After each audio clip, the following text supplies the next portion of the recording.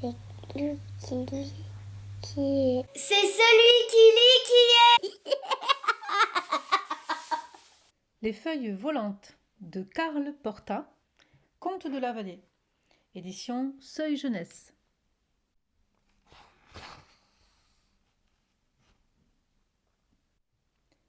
Dans un lieu très lointain, dissimulé par de hautes montagnes, se niche une vallée secrète.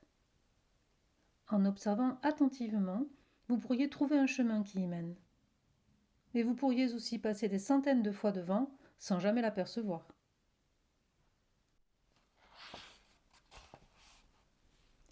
Les feuilles se paraient de nouvelles couleurs et faisaient leurs adieux aux arbres.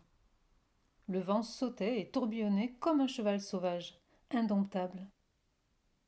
Fini la paresse des jours d'été, le temps du changement était venu.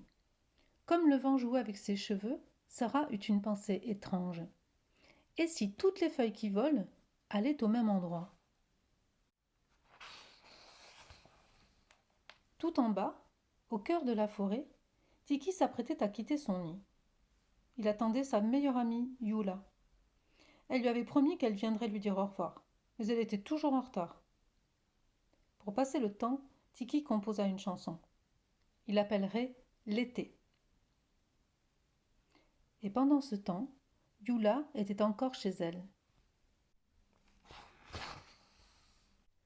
Ce n'est pas qu'elle tenait absolument à faire attendre les gens. La vérité, c'est qu'elle aimait peindre et qu'elle prenait cette activité très au sérieux. Quand elle peignait, le temps semblait passer si vite.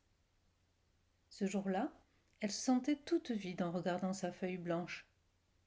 Dehors, les oiseaux quittaient la vallée et bientôt, son meilleur ami Tiki partirait lui aussi. Avec quelques coups de pinceau bleu, ici et là, elle peignit Tiki. Reviens vite, Tiki. Soudain, un immense courant d'air entra par la fenêtre. Oh non, je suis très en retard, s'exclama Yula. Et, se précipitant hors de chez elle, elle passa à toute vitesse devant ses grands-mères. Attention à la vague géante! Elles voulurent la mettre en garde, mais trop tard. Le vent lui vola sa peinture. Oh non! La feuille atterrit dans un coin sombre et froid de la forêt, un coin où personne n'allait jamais. Le temps pour Yula d'atteindre son dessin, il était déjà tout trempé et boueux. Comment allait-elle pouvoir offrir son cadeau d'adieu à Tiki maintenant? Tiki attendait toujours, et plus il attendait Yula, plus son humeur devenait sombre. À ce rythme, la nuit tomberait avant qu'il ait accompli la moitié de son voyage. Or, Tiki n'aimait pas voler dans le noir. Et puis, il n'y a rien de pire que de devoir attendre quelqu'un pour lui dire au revoir.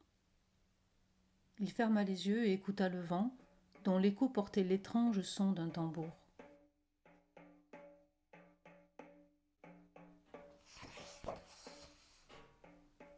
Quel endroit étrange, pensait Yula.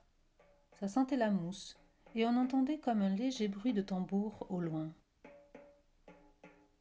Ouvrant les yeux, elle assista à une scène des plus curieuses. Une étonnante petite créature, aussi délicate qu'une ballerine, était en train de repeindre son cadeau.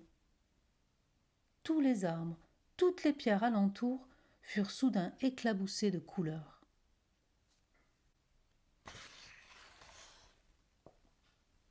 Désormais, la peinture de Yula était couverte de centaines de petits points colorés. Il ressemblait un peu aux feuilles tourbillonnantes ou aux nuées d'oiseaux qui remplissaient le ciel. Tiki, se rappela Yula. Il fallait absolument qu'elle lui dise au revoir avant qu'il ne soit trop tard. Soudain, un puissant courant d'air froid monta des profondeurs du bois, comme si on venait d'ouvrir une immense porte. Le vent était si fort qu'il attira Yula dans l'obscurité.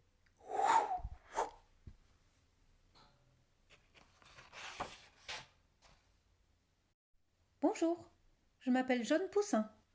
Est-ce que tu vas vers le sud? Est-ce que je peux venir avec toi? Tiki ne pouvait plus attendre. C'est beaucoup de retard même pour Yula, pensa-t-il. Elle aura oublié. Il était temps de partir. Allons-y, jeune poussin, dit-il d'un air sombre. Le sud nous attend. En traversant la forêt, Sarah s'arrêta un instant pour observer deux oiseaux dans le ciel, qui s'évanouissaient peu à peu dans le lointain. À présent, les feuilles affluaient de partout. Elle aurait juré qu'elles se rendaient toutes au même endroit. Curieuse, elle suivait le vent en s'accompagnant d'un air joyeux avec son tambour.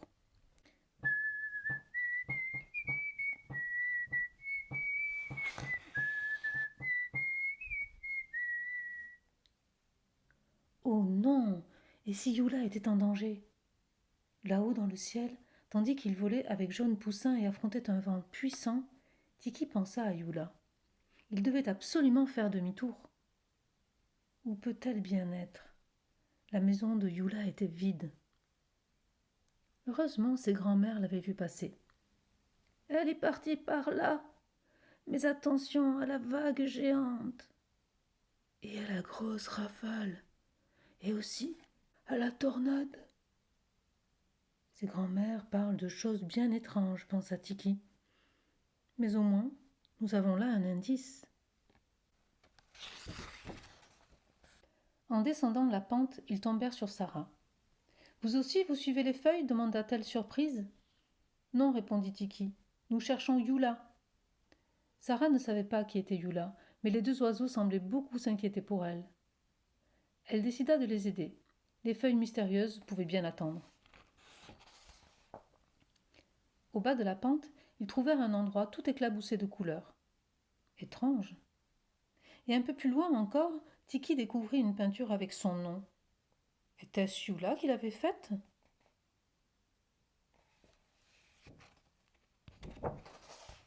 Il était sur le point de la ramasser quand soudain, la petite ballerine apparut devant eux et leur jeta des couleurs à la figure, avant de s'enfuir vers les arbres en tournoyant. Hé! Est-ce que c'est la peinture de Yula? Cria Tiki, tandis qu'il se lançait à sa poursuite.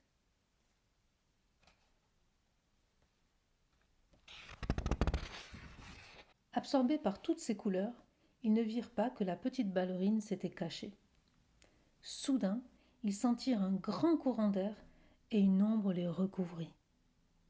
L'instant d'après, une vague de feuilles géantes les avalait. Tiki, Yula. Il faisait très sombre à l'intérieur du tas de feuilles. On distinguait pourtant une voix familière. Yula et Tiki voulurent se précipiter l'un vers l'autre, mais le vent froid souffla à nouveau dans un bruit terrifiant.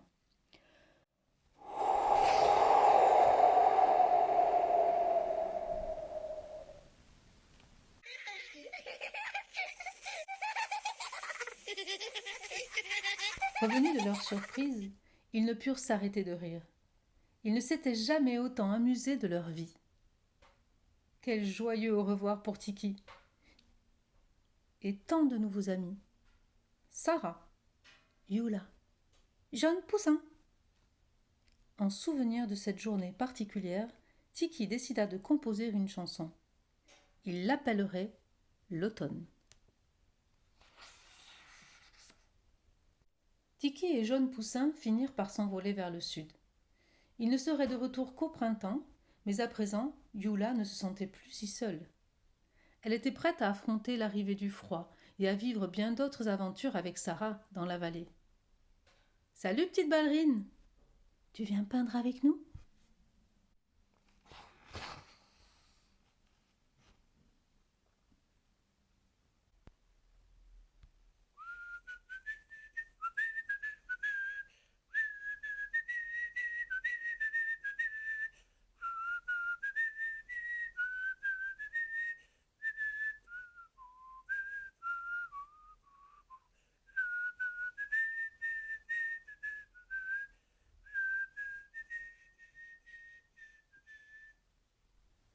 Affaire à suivre.